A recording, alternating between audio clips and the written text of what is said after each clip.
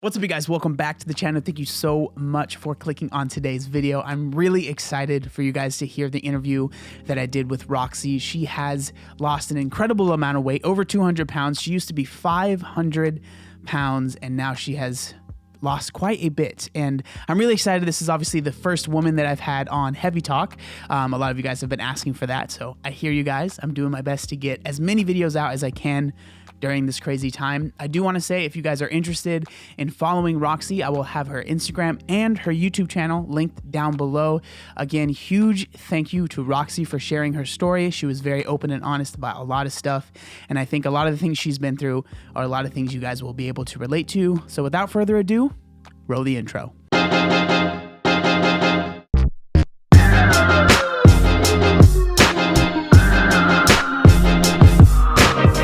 Roxy, thank you so much for coming on the show. I'm excited because a lot of people have been, they like the show Heavy Talk, but they're like, you haven't had a woman on yet. And I was like, you're right. We need to make sure that happens. So you're the first woman that is on Heavy Talk. So thank you so much for being on. So just kind of jumping straight into it.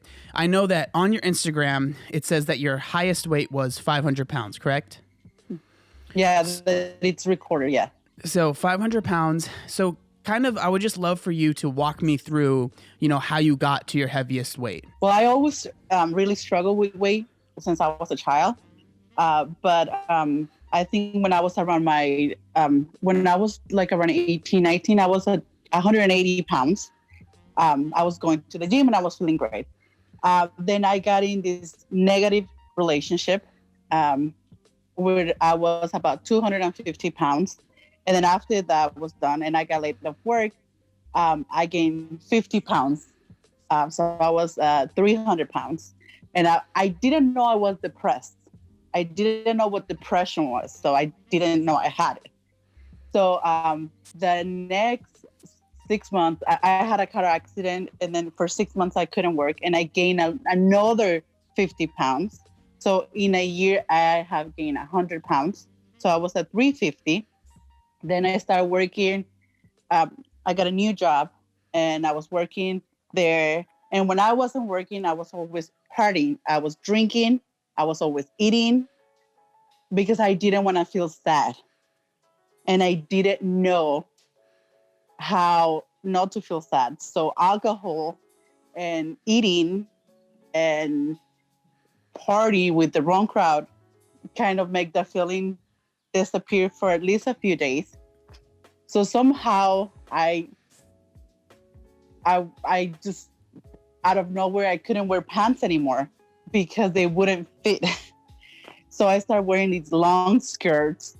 And it was just, I didn't see myself. I didn't want to have mirrors in my house.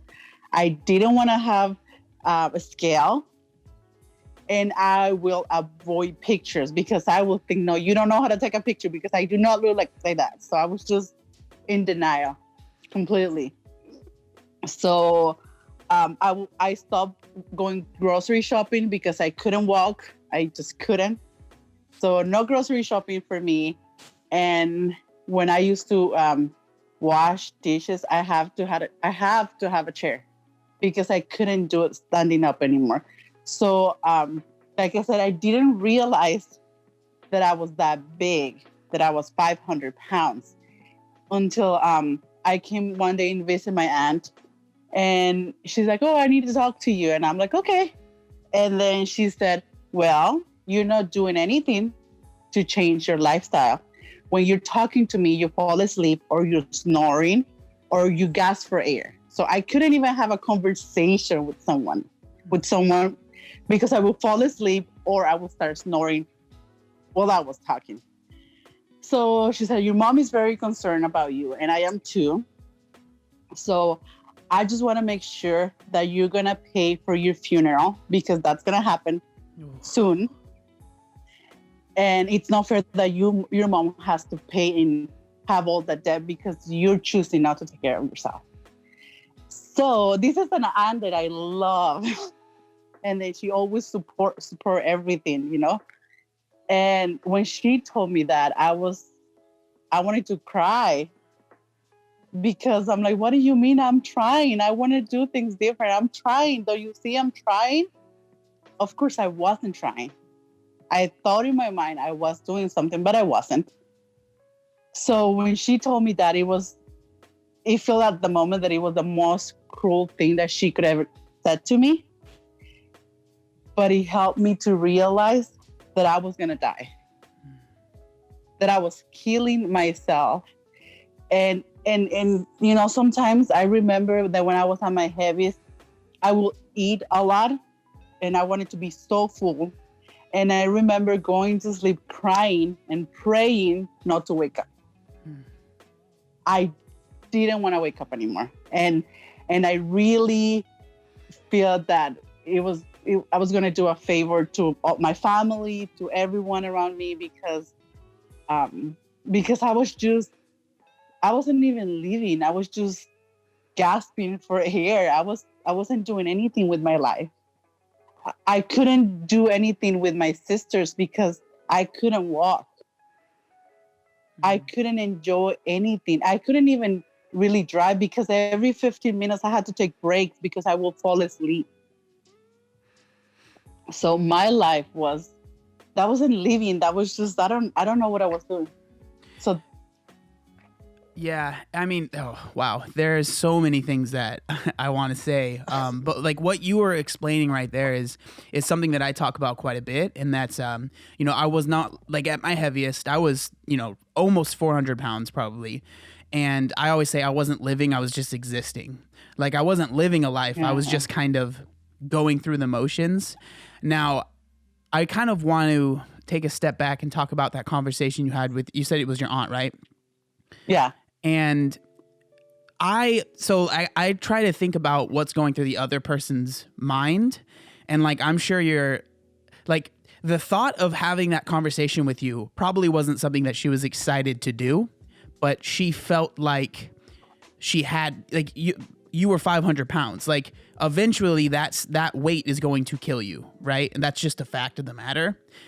And I mean, I can't even imagine what that must have felt like having that conversation. So when she said that to you, what was like your first reaction? Was it anger? Was it understanding? And then what kind of happened after that? I was sad. I wanted to cry because it's someone that you love and it's telling you you're gonna die if you don't do something.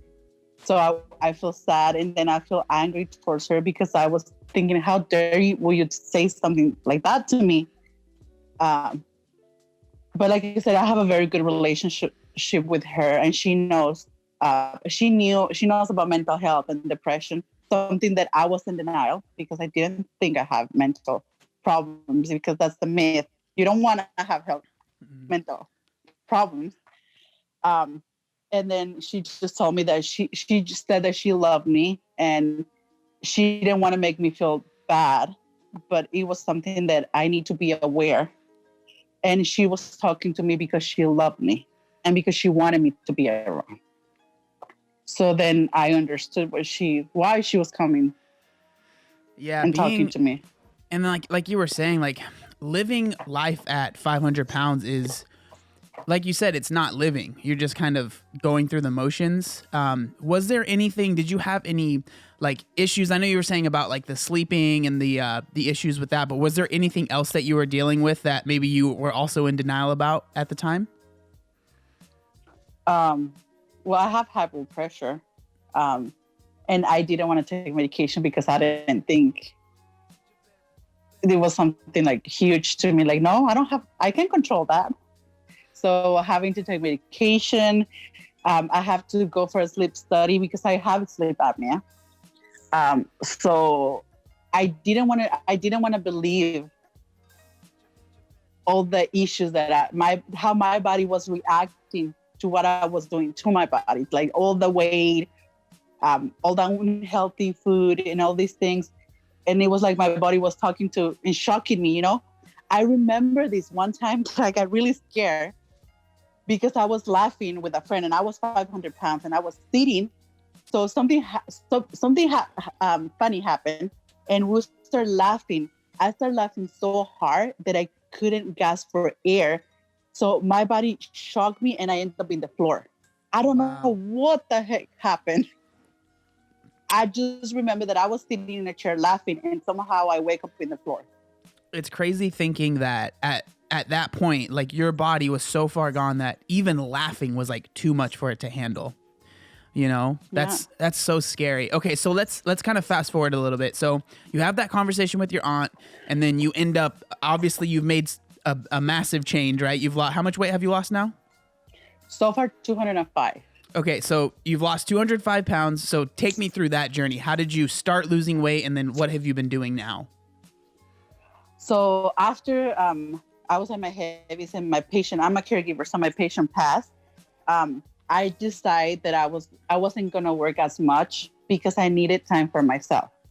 So I was only working 3 days, and the rest of the days I was taking care of my food. I started kind of tracking calories and eating more vegetables. I stopped eating out so much, and I started walking. I could only walk for a quarter of a mile, and I had to take breaks. I couldn't do more than that.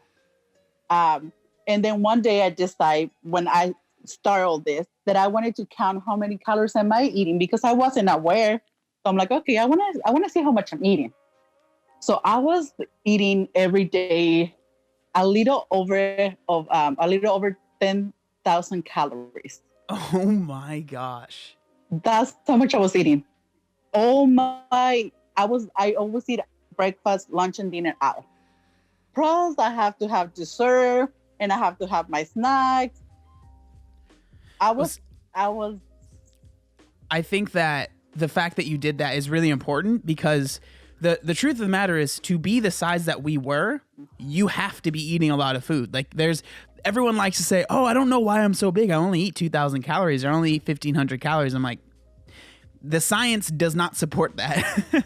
And so the fact that you actually tracked it and you saw how much, because that's like a kick in the gut. It shows you, no, this didn't happen on accident, or you're not a victim of being obese, right? It's like you did this to yourself, just like I did it to myself as well.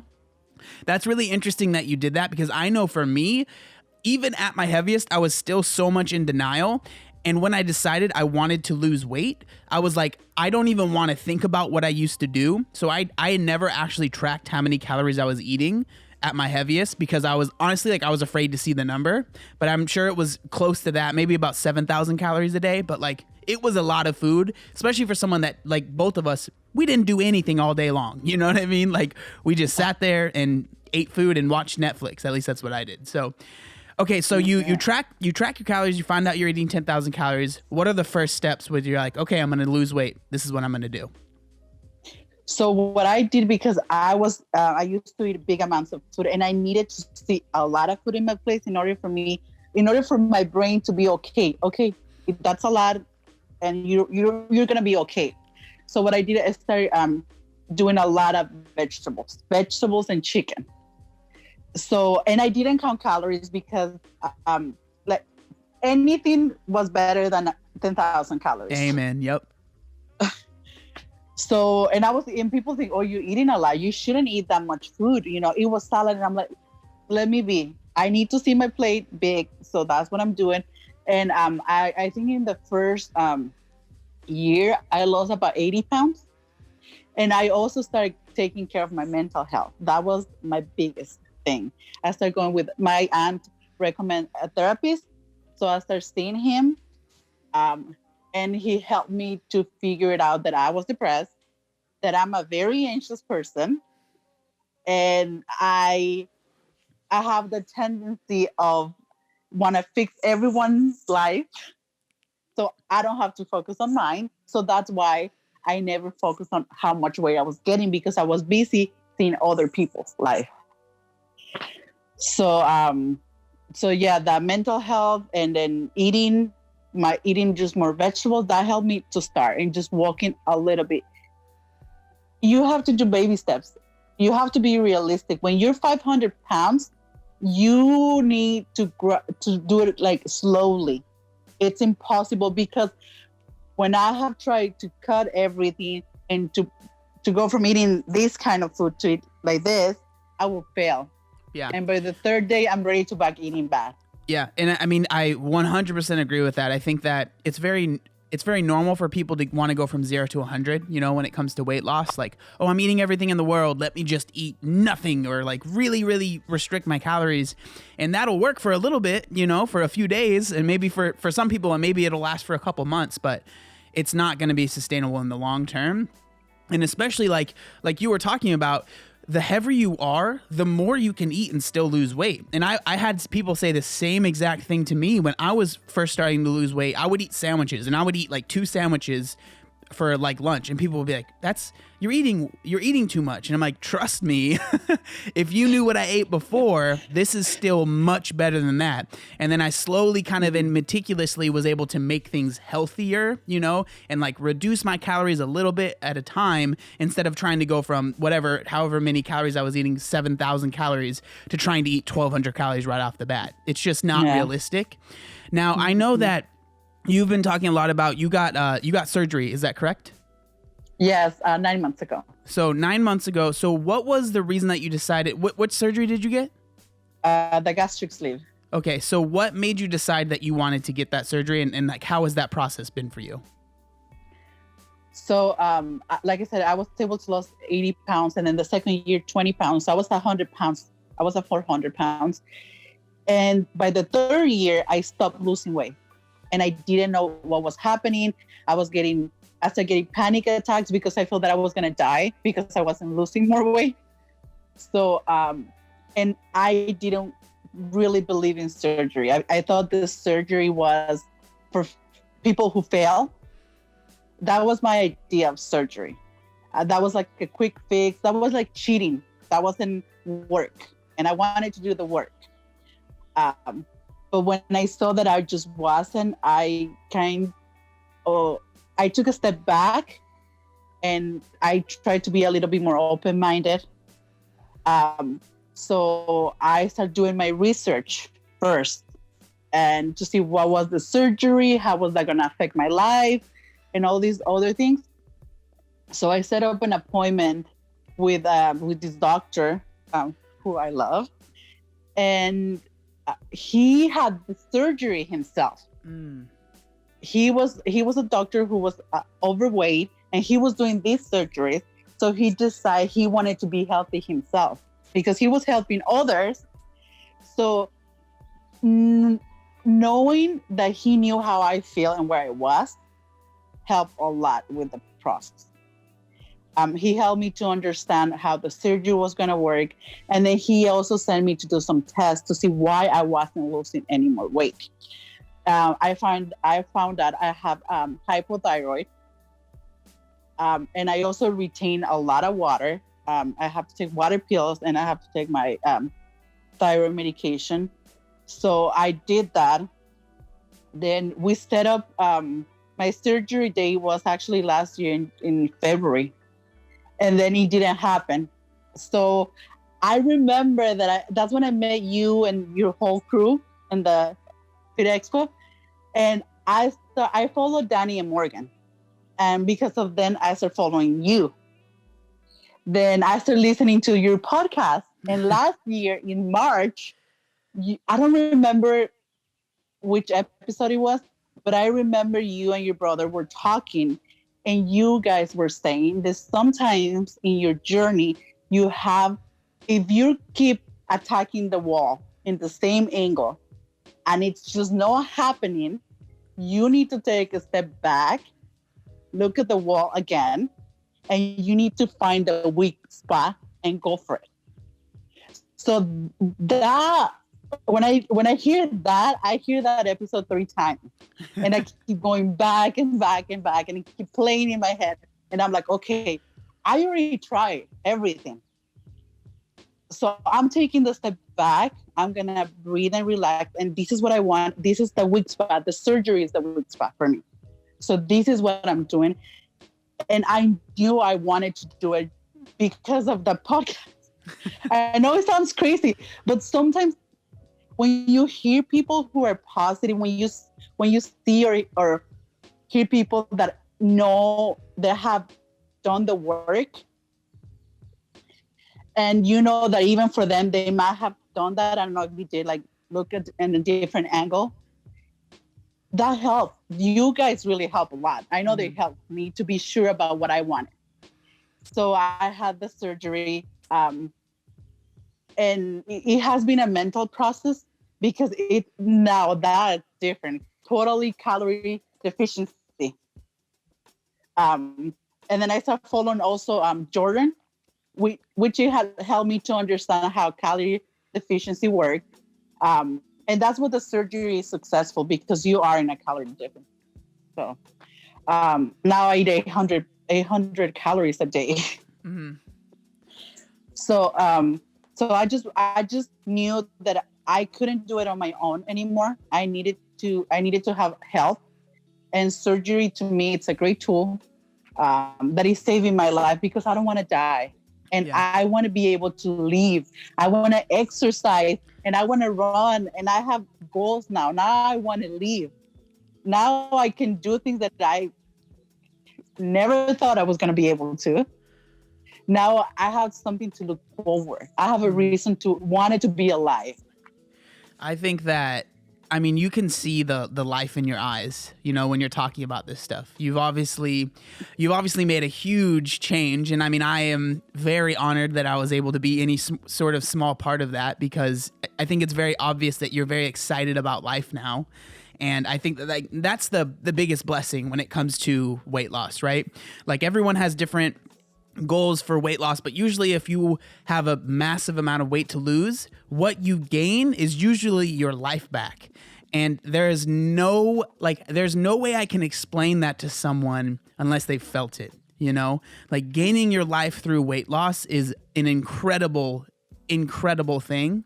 And I'm really, really happy for you. So, I mean, this has gone a little bit longer than I was expecting it to, but I'm not mad about it. I thought this is great. I'm loving this conversation. I do want to ask one more question. Now, this is something that I ask everyone that's on the show. If you were able to say one thing to someone that is in your position, you know, at the start of your journey, what would you say? To keep trying. Keep trying, because it's going to happen. If you really want it, you're going to make it happen. Yeah, I think, so you need to keep trying. I think that shows with you. I mean, you, like you said, the fact that you were able to basically for a whole year after losing 100 pounds, you were kind of stagnant for a while. And the fact that you didn't let that destroy you and just be like, oh, well, screw it. I can't do this. I'm just going to eat whatever I want. And you still stuck to it.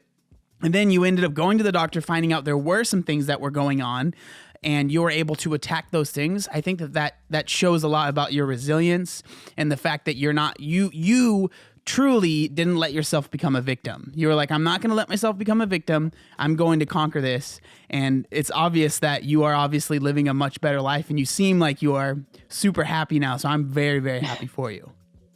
Thank you. I am. Awesome. Well, thank you so much for being on the show. Thank you. All right.